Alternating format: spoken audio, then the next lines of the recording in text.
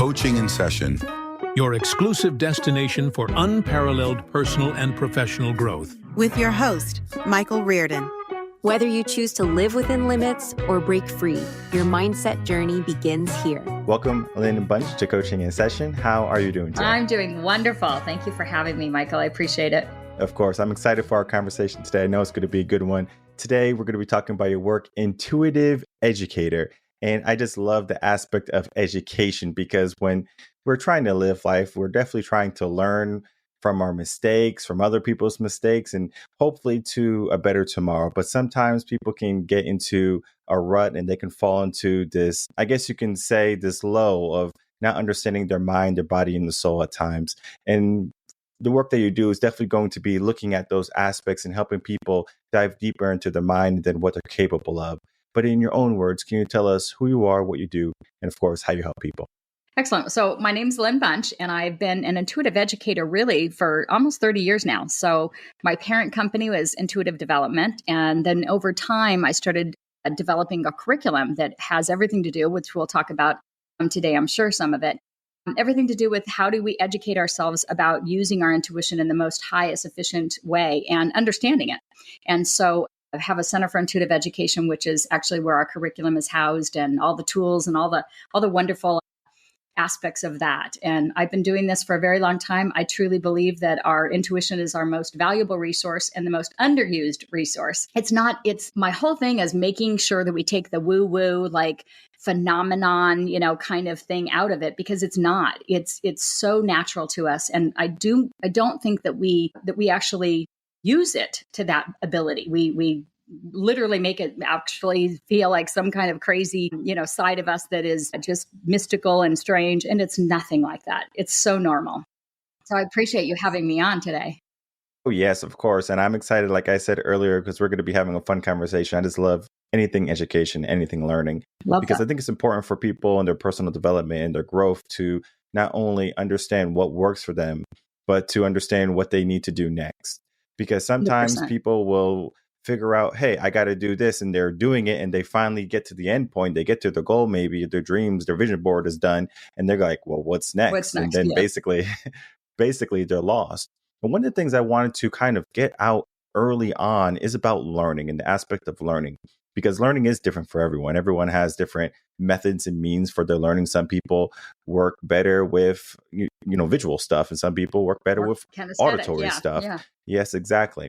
And there's also one of this, maybe like a misnomer or whatever, where learning is easier when you're younger. For example, languages. They say it's easier to learn a language when you're young versus when you're older. And sometimes what happens in the mind is that they say it's easier to learn a language when it's younger. It's impossible now because I'm older. So they basically forego learning a new skill or learning a new language or learning something new because they think it's going to be more difficult for them. What's your take on that? I agree with that wholeheartedly. I think there's a readiness or a willingness that we have to have, and whether or not you're, at whatever stage you're in, the willingness and the readiness to actually, be passionate and purposeful about what you're learning.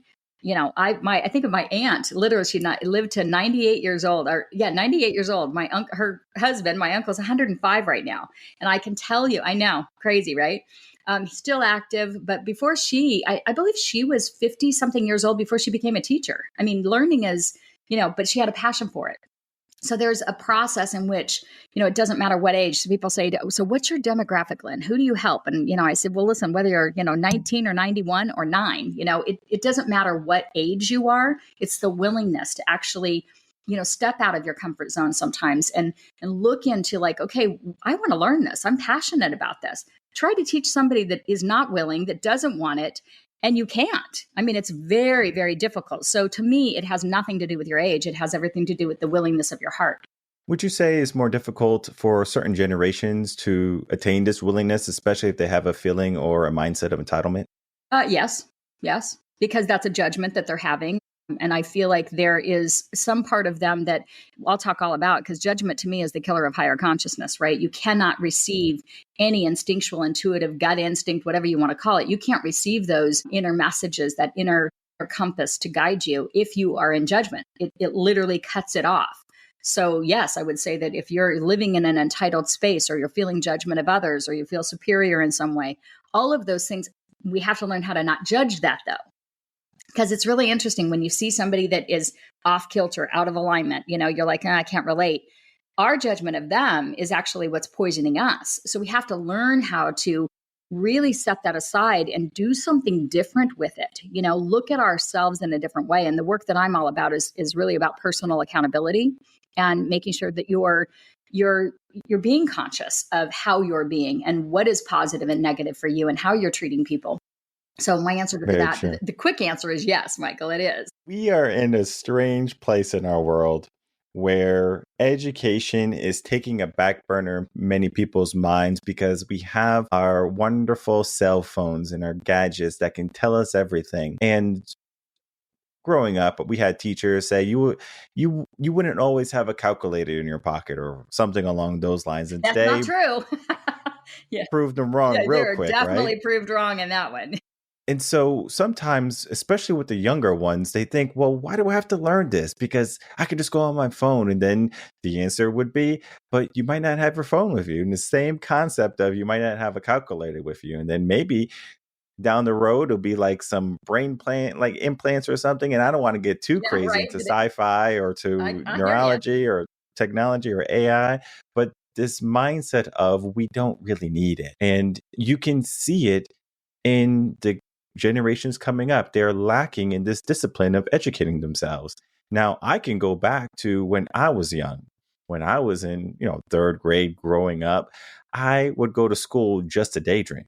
All right. When English came around, Yeah. when English came around, I was thinking about Ninja Turtles video games or riding my bike to the park. All right. I was thinking about all of these different things, but education Right. at the time. Now Yeah. I matured and I said, wow, education is powerful because it was opening avenues for me. I started to get honors and I started to feel better because I was doing these things that maybe one time I didn't really give much interest in. And then I go off to high school. I was like the first year, I was a freshman. The first year, I was the only boy in the whole school. And we didn't have that many boys, maybe like 30. It was a small high school. But I was the only boy who was on the honor roll. And all the rest were girls. It was like 50 girls or something. Gotcha. You're paving the So, way there. right. But the reason I did that wasn't because I'm so smart and I wanted to prove myself to be so smart. It was because my parents had they had to sacrifice a lot for Okay. me to go to Yeah. this school. Yeah. It was a private school.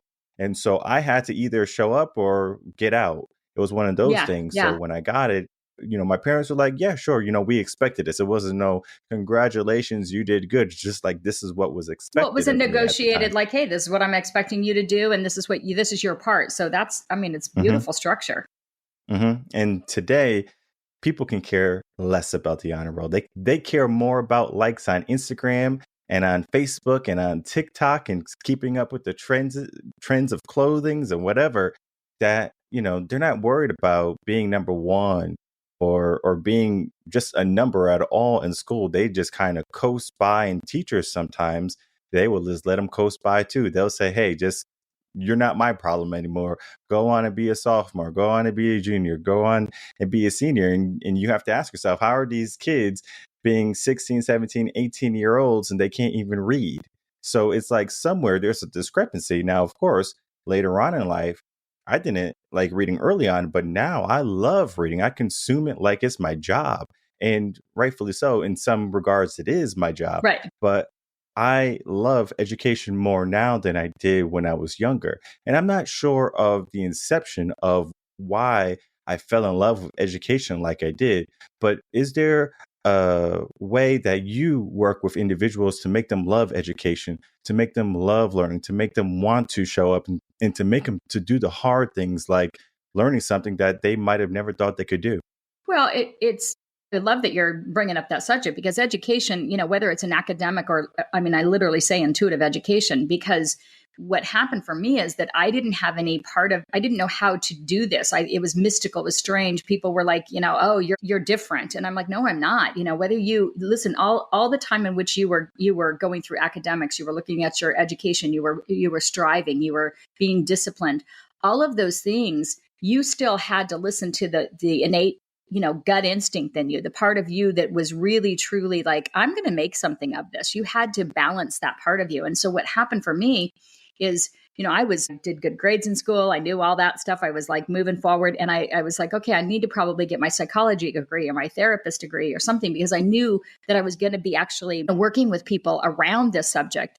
And yet at the same time, there wasn't anything there for me. So I knew that if I went that route, I wouldn't be able to like really align with the deep knowing that was in my spirit, my heart, my soul. Right. And so for me, I kind of went a different route in, okay, I'm going to create this myself. So I created literally a structure with different modules, different concepts in order for me to educate people about this part and make it normal. Instead of it's being some phenomenon, I needed to normalize intuition. So the intuition wasn't a strange, part of us. And I think that what you were talking about in your commitment is you stayed disciplined because you were being fed on something that really made sense to you.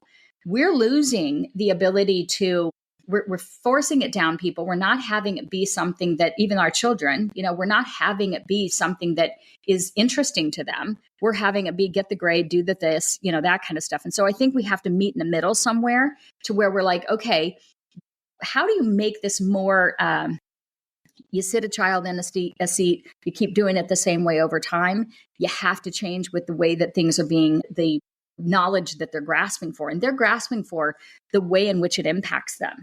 And so I'm kind of the same in why did I create this curriculum with my team over all these years? Well, it was because there was really nothing out there for me to learn from in that.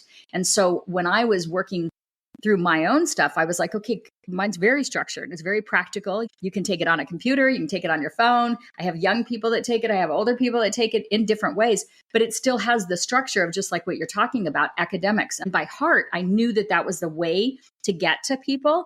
But the subject line is really about personal development, about learning how to understand your emotional patterns so that you can emotionally regulate, learning how to define what kind of bottom lines that you have in life so that you can require those in your relationships and your financial platform in the part of you that is, what area do you want to work in? So I have 6 main areas that people actually, learn how to do these things in. And I can tell you the way that you're speaking of just even education in general, we're not exploring a little bit, more than what we need to. You were able to extract what you needed to and had the discipline because you had I'm going to say it in the right way, the moral fiber. And a lot of times people aren't coming from that. They're coming from childhood wounds. They're coming from what I call negative ancestral patterns. It's a whole teaching that I have. They're negative. They're from the ancestral lineup and they're patterns that don't get broken. So such as, addiction, poverty, infidelity, mental illness, depression, they're heavy hitting molestation, different things that come through family lineups that can debilitate us. And we're not addressing any of that. We're not looking at, well, how does that impact the kid that's trying to learn, multiplication? Or how's that impacting the child that's trying to learn how to read? Are you looking at the wholeness of who they are? And I think I know that's missing in our structure. And so what my whole passion is to bring that back in so we can talk to the whole person. It doesn't have to be some, like I said, something that's out of the norm. It has to come together so that we can teach from both sides of us and make sure that we're, why isn't the child interested? And, what do we do about that? How do we help the teachers? Because they're just being, the teachers themselves are also. So there's a lot of judgment about how we're doing things instead of looking for solutions on how we can actually shift it. And that's my whole mission, is about really removing the judgment. We're human beings. We're going to judge, and we're going to judge probably 100 times or more a day. But it's about seeing, do you want, and here's my definition of judgment, Michael. It's releasing, it's wanting separation from somebody, feeling separate from somebody, or even looking at yourself and having self-judgment, looking in the mirror and having judgment of self, right? So all of those create a different way of separating ourselves from others and even from ourselves, right? If you're looking at and you're judging yourself, you're separating from yourself. Discernment is key. So I think what happens is we're not understanding that you have to still have discernment though. So where discernment is facts. The facts are you need an education.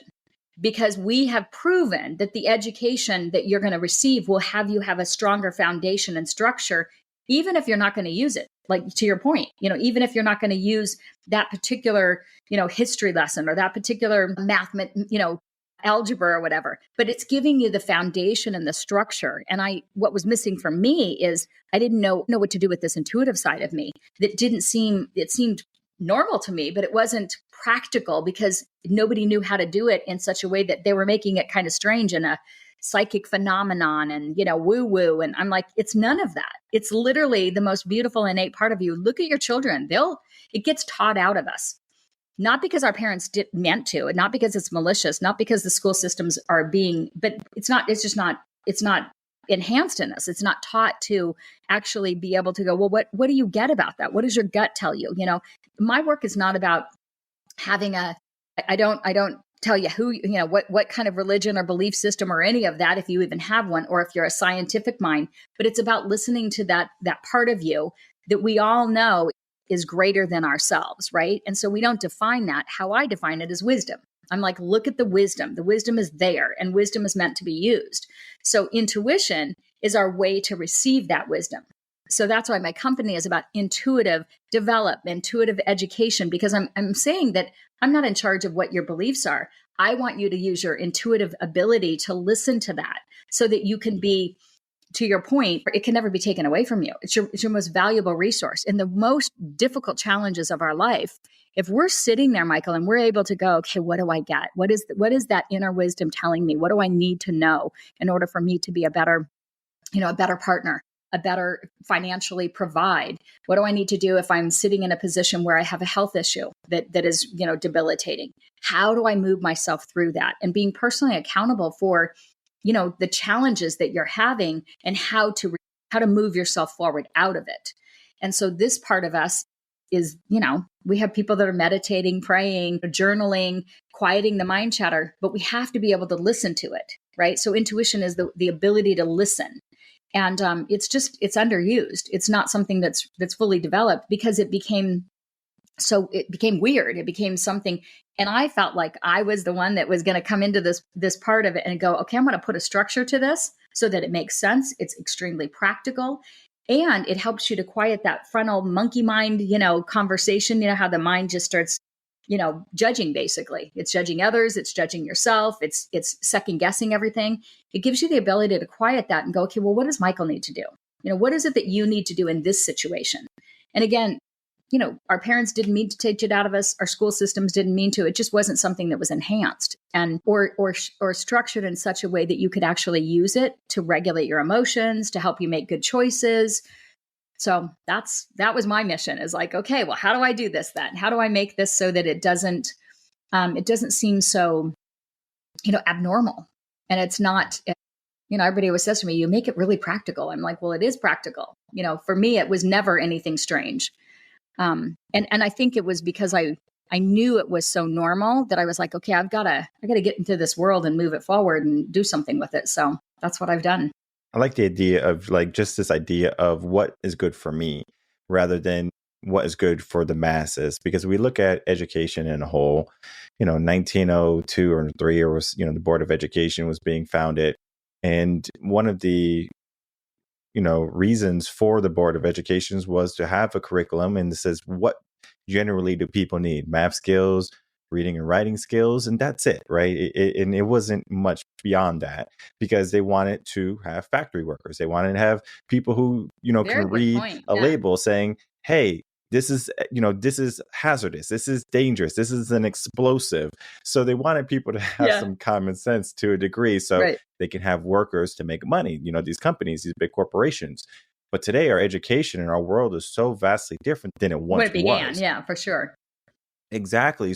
Education has to evolve also, but it has not been. It has been normalized, and basically the schooling of the old is the schooling of today to some degree. Yes, we have more technologies in our schools, but the concepts are still the same. Not so much of, hey, what do you want to learn? Exactly. Like, what do you need? Yeah. What's gonna have you be passionate and purposeful, and to integrate that, because you do have to have the basics, as you're saying. But what happened, like I said, for me, I was like, I shut it down when I was a child. I shut it down. I knew this part of me very, very strongly, but I shut it down because I was like, well, I do not everybody feel this the same way that I do, and so I shut it down till I was older, much older, and I just didn't want to stand out. And so I think we have a lot of, and got myself, into the academic part of it, got my education, knew what I needed to do. Like I said, there was a point in which I was like, well, if I don't go and further education, I didn't know if it, at the time I was like, I know it's going to take away the basis of what I know because I was so strong in my knowing. That's how my intuition comes through. There's 4 different ways that we're kind of circuited: knowing, feeling, seeing, and hearing. And some people are very, very kinesthetic. They're very feeling based. And so out of those 4, I'm a knowing based. So the more the information you give me, the more it kind of messes me up because I know that I know it, but was I taught it, or is it just coming from that inner wisdom of mine? And so I had to be kind of tricky on how I developed this for myself, because the more I educated myself academically into psychology, and people come to me, and so many times, Michael, they'll say, well, just working with you one time was like 2 years of therapy, because I go right to the core. And it was funny because I'm like, I think there's a place for therapy, so don't hear me that. I think that's very very valuable. But for me, I go right to the right there. It's very I don't know the word, like I can just pinpoint it, right?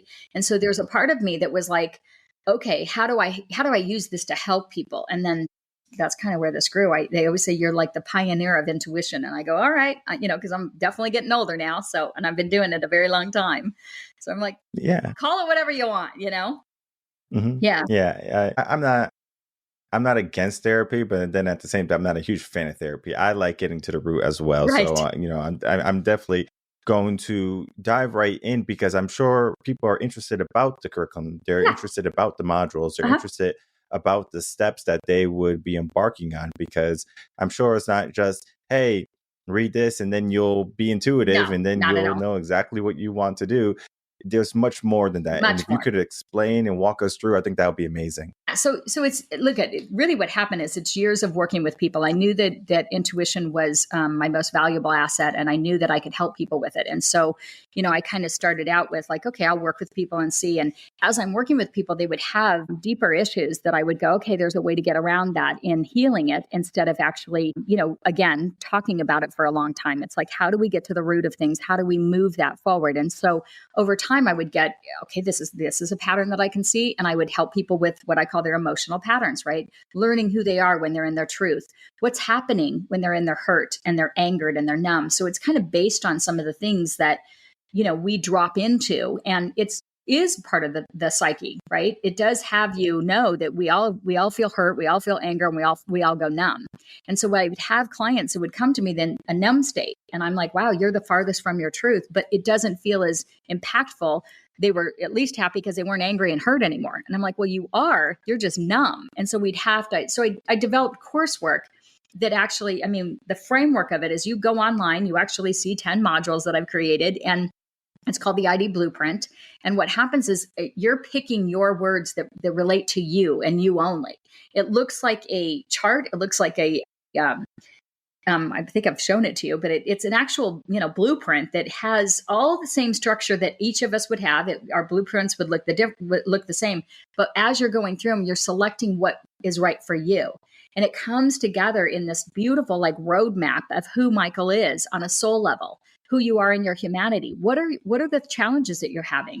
You'll pick what I call 6 negative ancestral patterns, and you place them in those areas. So I'll give you an example. One of them is, let's say we had infidelity. You and I both had infidelity, or addiction. We'll say addiction, right? Because that's a big one, right? So let's say we both had addiction in our family, and we've both been challenged, but we've been challenged, either some of us have been challenged because we have addiction, or some of us have been the effects of addiction. Okay. So let's say for you, in these 6 areas I was telling you about, yours would be placed maybe in, let's say finance, because you're having a harder time not being addicted to, purchasing things or purchasing things that don't have a lot of value. But my addiction is going to be in my health, because I'm going to be, overeating, or I'm going to be using alcohol or drugs. You see where it depends on how it affects you. And so the real reason why I started doing this is because I was starting to see that people were, they were judging. So for an example, this woman said to me, she had addiction. She said, oh, I married that guy. I divorced that guy. And I went, yeah, but do you have kids with him? Because it runs through our DNA, right? These patterns come through our DNA because it's basically the humanity trying to heal through spiritual soul healing. And it's giving you this challenge so that you can break free of it. Because our spirit is bigger than anything that we could ever go through on a human challenge, right? So what would happen is when I'm working with these clients, I'm like, oh, I gotta, taking notes. I'm kind of taking notes. Let's make a module out of that, and it really is, obviously I'm the founder of the company, so I could take, the quote unquote credit for this incredible body of work, but I don't, because it came through me from my own intuitive messages. And I had an incredible, on all these years, I've had some team members that have been here the whole time with me and others that have ebbed and flowed and moved on, but they've all contributed to this incredible body of work that when you're done, your intuition is available to you because you don't have the mind chatter anymore. You don't have the pain of the past. You're not reliving the trauma of molestation or the trauma of addiction or the trauma of poverty, or trauma of depression. Maybe you were raised with somebody that had severe depression and that traumatized you, that then you're like, oh, I gotta try to not have this depression in myself. And it helps you it gives you actionable steps. Like you'll choose your own action steps that will help you to move out of that.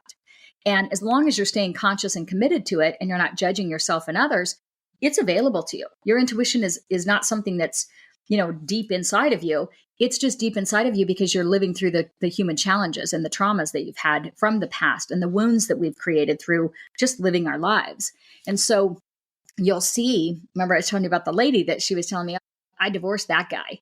And I go, yeah, but do you have children with him? And she goes, yes, I do. And I said, watch. I go, it's easy to judge him and blame him.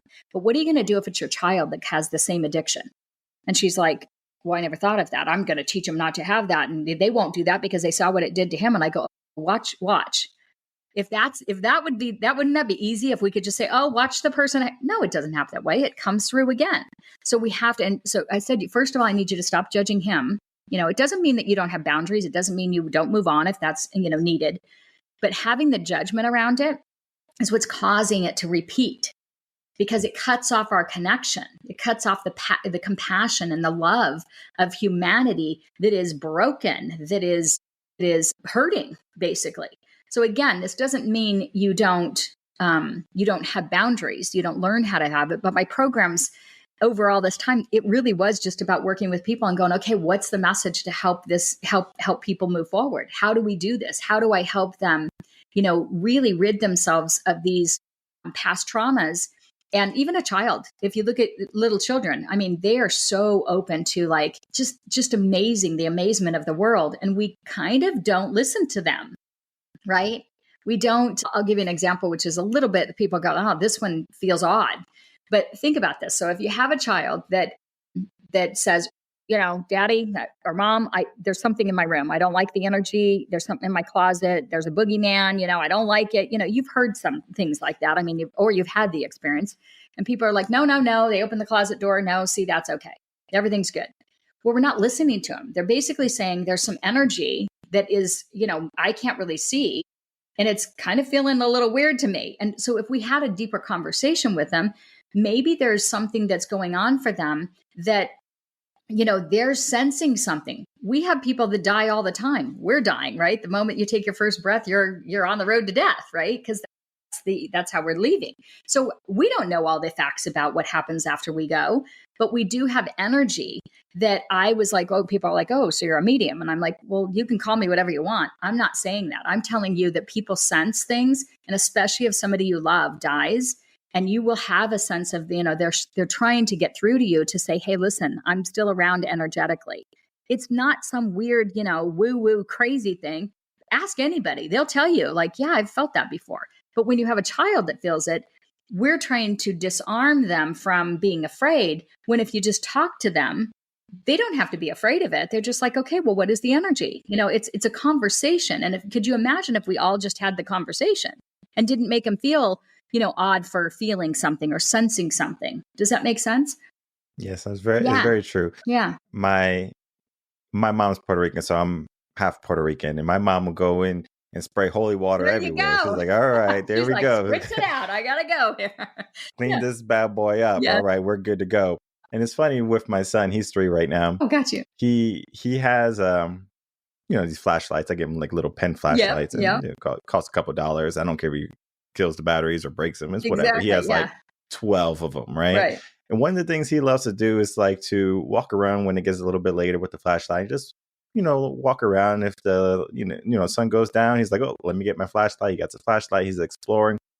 And it's funny because one time, this is when he was 2, and I was here at the house, and my sister had came over to visit. She lives in South Carolina, and she has a daughter at the time, or she has 2 daughters now, but she had 1 daughter at the time. Okay. And so they're the same age, 2 and 2.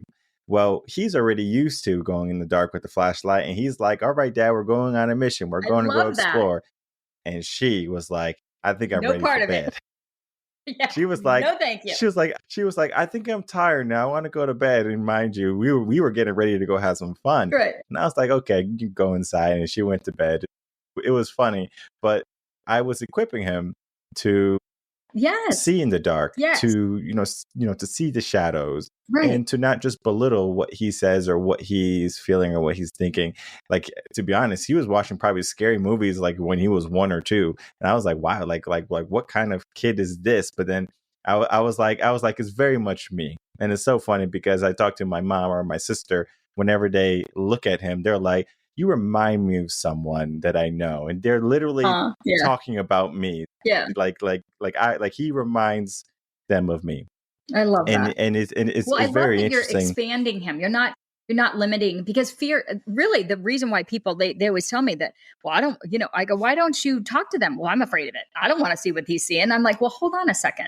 We don't have anything to be afraid of. If you have somebody that has passed over and you're sensing their energy, because again, how do we know what this is? This isn't about believing in some phenomenon or something weird. It's like, ask anybody. You'll have a sense, you'll get a feeling, you'll get something. Well, it's not like you have to, dive into that, but you don't want to push it away either. It's them, letting you know that this heartfelt, it can be good. Again, when you go, your mom's in there spritzing. Sometimes, there's some negative energy too. And we got to make sure that we cleanse that. But you got to know what energy is. It would be like saying with you and me, Michael, you either feel like you have a connection to me or you go, yeah, not so much. Well, it doesn't mean I'm a bad person. It wouldn't mean I'm a great person if you did. It would mean we don't, we're just not connecting. Well, sometimes we have to honor energy, and we have to make it not, it's strange that we maybe don't vibe together, or we do. All of a sudden you have this amazing connection. You're like, God, I really like what she's saying. Or, so let's just honor energy, period. But when you have somebody that you think has passed over, they're like, I can't see it.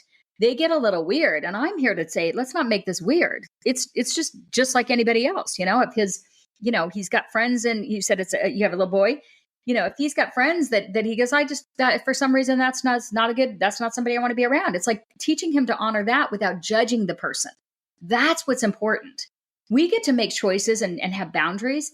But when you judge somebody, or you push them away, or you blame them, the judgment is staying in us, right? So we have to learn how to say it's okay to have good boundaries, and it's okay not to have everybody that you feel that, good vibe with or that good energy with. But you also have to honor that we don't want to teach them just to push away and judge. We want to teach them, it's okay to make different decisions. But so that goes, to the extreme of what I just said, of like somebody that's passed over, maybe that they're sensing, or even, somebody in your life that they're like, yeah, for some reason, that's just not a person I want to hang out with. And learning to honor those boundaries within yourself. It's really important to have the expansion of that too. Yeah, very true. I know when I have a guest come on, and I have quite a bit of guests come on, we have anywhere from 50 to 100, depending on how I'm feeling a year. That, like, you can't have more than that, because just the way the podcast is only 3 episodes a week. Now, of course, if I had more episodes a week, I can fit in more people, but I have to be extremely selective in who I would like to present to the audience. Now, I'm not going to say that out of the 100 people, let's say I have 100 people that year, I'm going to vibe with 100% of them. You can listen to episodes where you can clearly see the energy is clashing. It's like not there. Got you. Like, you don't like me, and that's fine. I still like you, but you, again, I'm not looking for people to like. Remember what we were saying about the judgment comes to you, comes at you, and you can have it for yourself. It's like, how do you have the discernment to what to do with that, and using your intuitive abilities to go, how do I navigate this? So I'm hearing what you're saying. This is good. Yeah, very true. And the reason I do this is not because I want to bring on all the people that have the same energy as me and like me. It's because I understand something very well, especially in education. People vibe, and they have different energies with different people. So you're going to be naturally inclined to be with someone more or to learn from someone if they have an energy that you like. Yeah. Like imagine spending all day with someone you don't like. Like how miserable would your life be? Right. But then turn it around. How amazing would your life be if you spent it with someone who matched your energy or there was an energy that you just love to be around? You would be more pronounced in what you do and how you spent that time with Couldn't that agree more. individual. So the impact you can have is so important where you have to do the work to figure out who am I going to vibe with? And this is Right. why, I Right. love coaching in Yeah. sessions so much, is because I bring on different personalities. I bring on different energies. And when you're listening to someone, you can say, you know what, I like Lynn. You know what, I don't like Lynn. Right. You know what, Michael, you're a jerk. Okay. You're always a jerk to some of these guests. And I'm like, hey, like I understand that energy. Okay.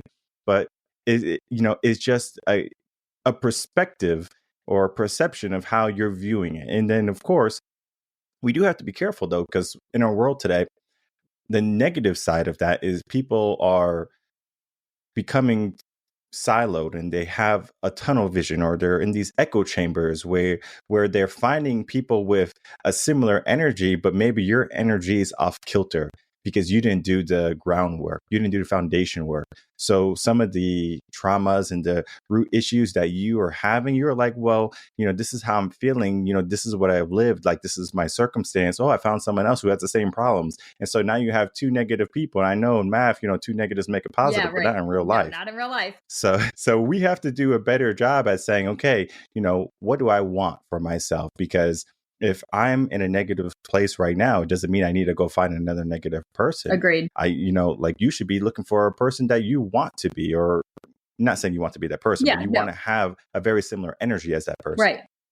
So do you feel like for you, the part of you that knows that you're promoting expansion, you're promoting like a way of really learning about yourself in all different ways, like having me on, I'm not teaching more of an intuitive education, but I know that the word education is so important because again, I was seeking it because I didn't have the education in this field.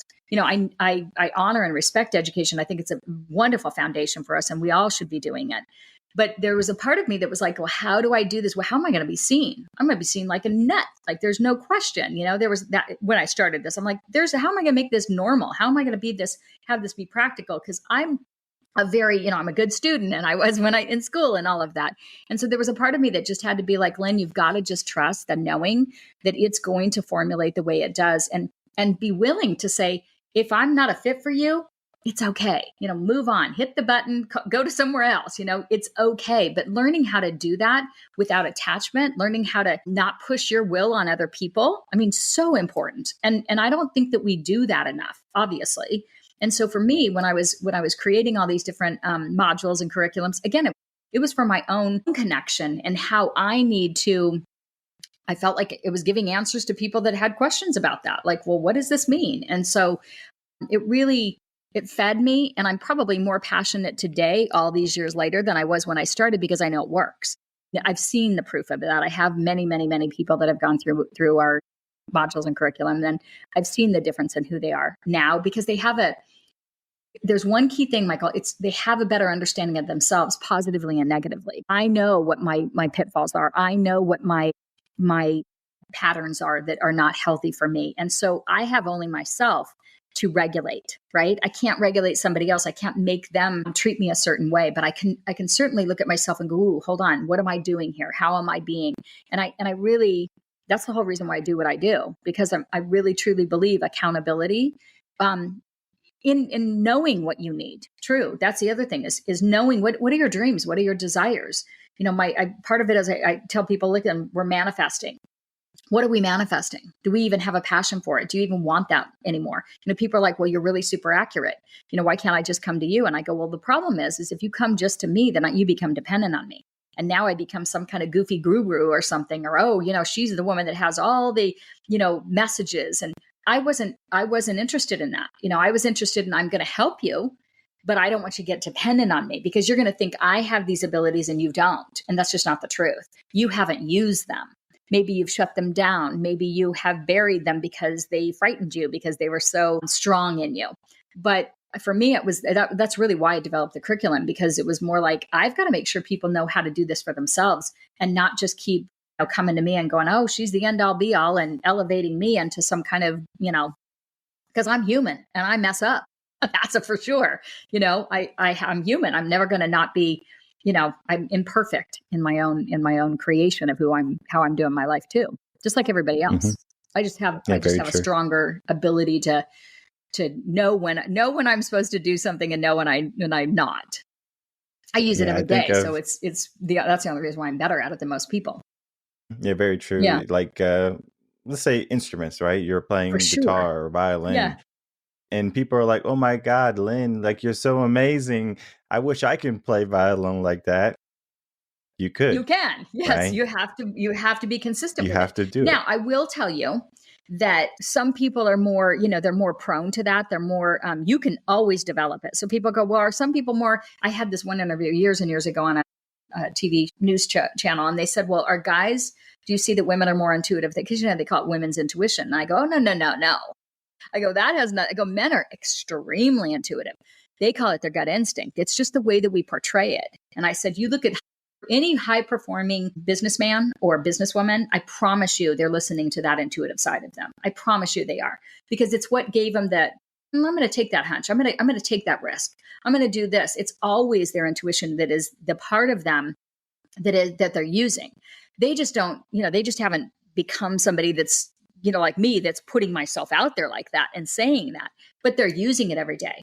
So in this interview years ago, they're like, oh, so it's women's intuition. And I go, no, or mother's intuition. And I go, well, it's just because you've given them permission to say that. I go, but men have the same abilities, if not more. We just haven't in a mainstream way of approaching this, which is what my commitment was and my mission is to make this normalize. Like, stop making this some kind of crazy phenomenon that only a few people have. It's not the truth. We all have it. We don't utilize it. Some are better than others. You might be more musically inclined than I am. Could I learn it? Sure. Would you be better at it? Probably, because it's a passion and a purpose that you have. It's in you. Do you know what I'm saying? So we could play the same thing, but I would feel, you're going to feel the love from me. You're going to feel the heart from me, because it's why I was put on this earth, is to educate people about this. So yes, I'm going to be more passionate. I'm going to be probably more accurate in how I'm doing it, because it's my whole being. It's what I have come here to do. If you're a musician and you're receiving that, you're going to be more inclined than I am. But it doesn't mean I couldn't do it. It doesn't mean people can't do what I'm doing. It means you have to have the passion and the purpose and the heart in it too. And you got to let go of a lot of the fears around it. You have to let go of the struggles and the pain that you're going through. Listen, my life is riddled with it.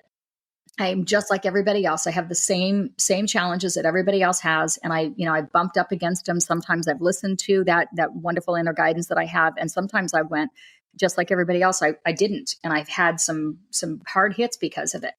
So, it doesn't make me any better. It just makes me that I use this differently. And I feel like, just like if somebody was, a college professor and they're teaching people, they can actually do it from a heartfelt place, or they can do it from a very analytical, a boring kind of, oh my gosh, I wish I wasn't in her class, that kind of thing. So it's really about, do you bring your soul and your spirit and your humanity together? And that's what my whole curriculum is about, is bringing the soul and the humanity together so that you can be an integrated being. Yeah, there's definitely a magic in education, regardless of the form. For sure. And you can tell when someone's truly passionate about what they're doing or what they're trying to teach. And then you can have your crabs that, are really good at something. Like one of my professors, he was super good. Like, he was amazing. Yeah. But like when it came to education, he was just uninterested in it, in like educating someone. But he was really good. So he had a passion for what he was doing, but the education aspect was lacking, versus other professors that would see someone who was maybe at a low level, who was struggling, and they're looking down at me, not to ridicule or mock, but rather to lift me up. So I started to notice that also in people. There's people that would be there to say, I see the potential in you. I see what you are trying to do. Let me help you get there. Yeah. And I think that's so wonderful that you are doing something in a similar light, where you're looking at what people are trying to do in their life. And of course, the intuition is going to come in, and they have to do the work to figure out what they want. They do. But that's the journey of life. It really is. And so, yeah.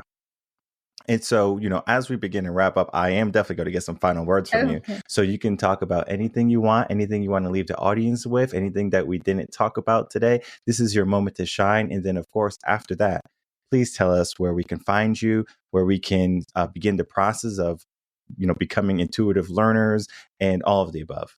Well, thank you. Well, first I want to thank you because Michael, I mean, not everybody, if this is something that's, a little bit out of the realm that you're usually in, people just don't want to touch it. And I just love that you saw the ability to bring somebody on that might be a little bit different than what you have even experienced yourself. And that's what I want people to do. Like, look at the expansion, look at somebody else's view on something. Judging it, everybody does it. It's easy. So, that's nothing new. The part of you that can actually look at it and go, okay, I may not even agree. Like, it's okay if we don't agree. Please, know that it's okay. But we don't have to have such a hard, I'm going to teach them, I'm going to tell them, I'm going to change them. Because you know what? You're not going to change anybody. I've said this from day one.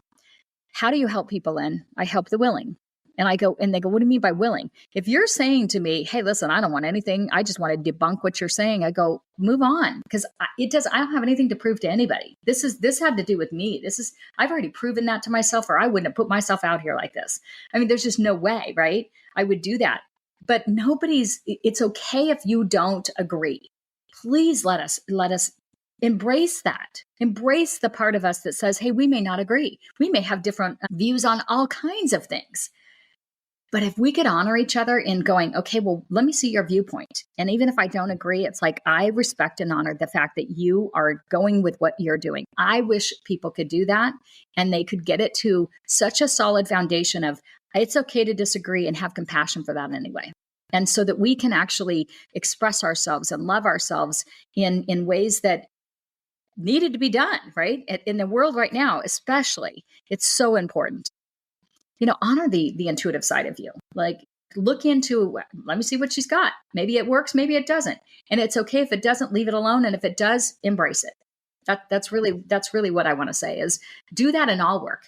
Do that in everything you do so that we're not so stuck in our own rigidity and our own lack of heartfelt connection. Because I got to tell you, that's really all what it is. That's all we're doing here is we're trying to connect to people and share ourselves in such a way that we can be fully who we want to be without, pushing ourselves on other people or being pushed on, right? So it's learning how to have an ebb and flow of that.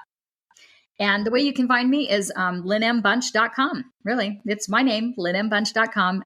I have all the materials there. I'll tell you everything about what you can do to work with me. It can also, the Center for Intuitive Education is linked to that. You just go to programs and that is my, that's the whole curriculum. It's on there and you can take one program. You can take all the programs. We offer it. We've been doing this for a very, very long time. And we are so thrilled to be able to expand to people that are looking for what we have to offer.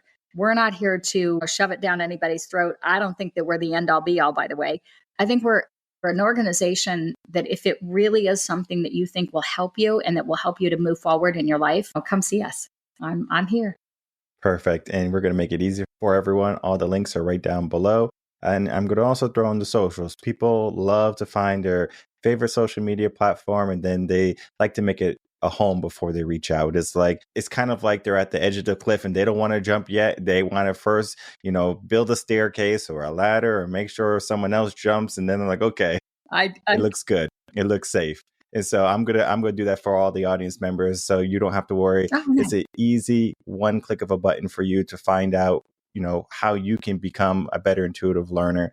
It might not be a simple 1-2 process because you have to, because sometimes you have to dive deep. You have to get down to the roots. That is a fact. Saying that because this is deep work. This isn't for the lighthearted or somebody that doesn't really want to work their stuff.